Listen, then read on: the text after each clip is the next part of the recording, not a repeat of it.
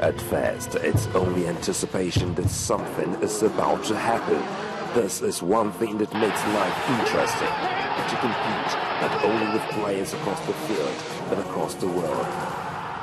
It makes me feel joy when we win and sorrow when we lose. The action and reaction, colliding, falling, dropping, despite the odds. I love it because it brings me tears. Tears of victory, tears of joy. The skill that leads to the pass that leads to the shot that leads to the goal that determines the ultimate. Channel Sports, defining the moment of true sport. Every day you invite us to your home. Now we invite you to our homepage. Join Channels TV on social media. Hang out with us on Google Plus/Channels Television. Follow us on Twitter.com/Channels TV_NG. Friend us on Facebook.com/Channels Forum. And don't forget to like our page. That's not all. Subscribe to our YouTube channels, youtube.com/Channels Web, to get constant video updates on news and events in Nigeria and around the world. ChannelsTV.com, the news at your fingertips.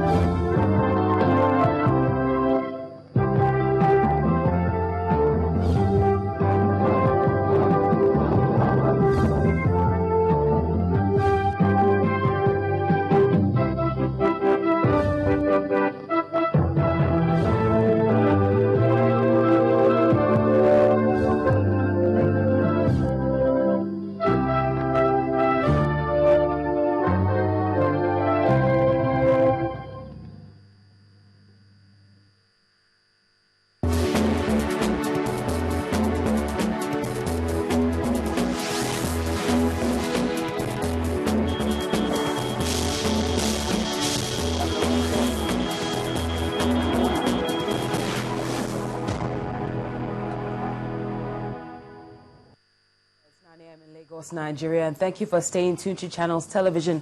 I am Cynthia Are. This is News Track. Here are the stories and reports that we're tracking at this hour. Now, about 20 people have been killed after suspected Boko Haram members attacked in Damboa town, about 87 kilometers from Maiduguri, the capital of Borno State, triggering clashes with troops stationed there.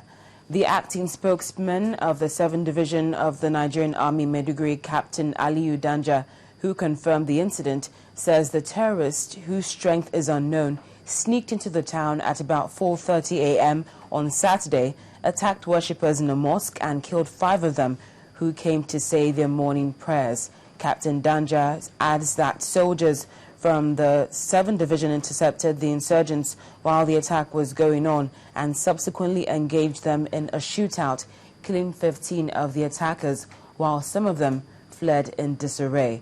Items recovered from the insurgents, according to the spokesman, include 1 rocket-propelled grenade tube, 2 rocket-propelled grenade bombs, 5 AK-47 rifles, a pickup van, and assorted ammunition.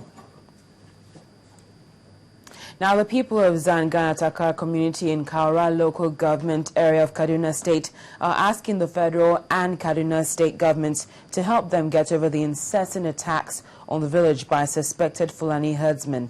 The appeal is coming on the heels of the September 29 killing of 15 indigents of the community by suspected Fulani gunmen who invaded the community, shooting and burning down houses, including a primary school and a church. Ataka Township, a border community between Kaduna and Plateau states, is not new to attacks by gunmen since early this year. In all the attacks, many lives were lost and all the houses and farmlands destroyed.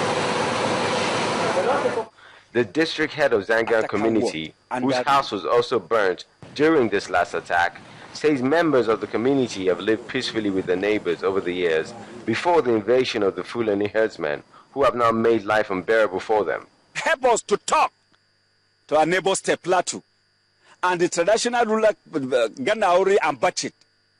If actually these people do come through their land for the attacks, are they supporting or not? With their houses completely razed down, the villagers have become refugees in their own land. Many are fleeing their homes for fear of fresh attacks. These people, they attack us every day. Know how we are going to sleep, know how my children will sleep. So that is why I say, let me pick them and take them to Abuja. Expressing sadness over the frequent attacks on many communities, a group, Southern Kaduna Indigenous Progressive Forum, condemns the attacks and the killings of over 100 people in the ancestral land. Condemns attacks on Takat people and other Southern Kaduna communities, calls for federal and state government intervention to fish out the perpetrators for justice to take its course while restoring normalcy to the restive communities. The people are demanding for the adjustments of the boundary between Kara local government and Ringam in Plateau State, with a view to curtail the movement of Fulani herdsmen, who often use the route to unleash attacks on them.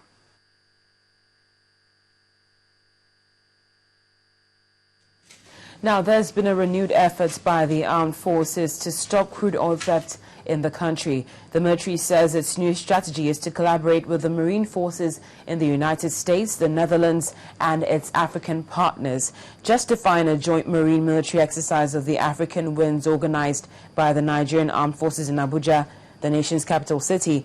The Chief of Training and Operations, Nigerian Navy Rear Admiral Olufemi Ogunjimi, said crude oil theft and attacks on sea vessels by pirates are challenges that the military must stop. A total of 221 military personnel drawn from the armed forces of Nigeria, Morocco, Senegal, Ghana, Togo, Benin and Cameroon, and 668 crew members aboard the Netherlands Rotterdam ship will participate in the exercise. It is expected that the African Winds training and exercises will further improve the capacity of the Nigerian Armed Forces to deal with the numerous security challenges in the Gulf of Guinea, especially the stealing of crude oil and attacks on merchant ships. The program, which is in furtherance of the Chief of Defense Staff, Admiral Ola Saad Ibrahim's drive to promote effective joint exercises operations among the services of the Nigerian Armed Forces, as well as friendly military forces from other countries and other maritime agencies. We are training to counter maritime terrorism. That is like piracy. That is why we are going to have vessel board stop and search, oppose boarding and searching. That is, if say terrorists take over a ship and you still need to board that ship to eject them or to arrest them, you should be able to do that. And part of the training that we are conducting is just to do that. Doing riverine, that is exercises, we further sharpen our skill also to do it better maybe than we are doing it now. Now, while the armed forces brainstorms on how to tackle oil thefts, the NNPC is concerned about the allegation that it owes the Federation account 2.3 trillion naira. According to the acting Group General Manager, Group Public Affairs Division of the Corporation, Tumini Green, it is far from true that the NNPC has not remitted its share of revenue to the Federation account. She says, quote, "We wish to state without any equivocation that we do not owe the Federation account any money as at today, taking into account outstanding subsidies and other associated costs of operations and losses.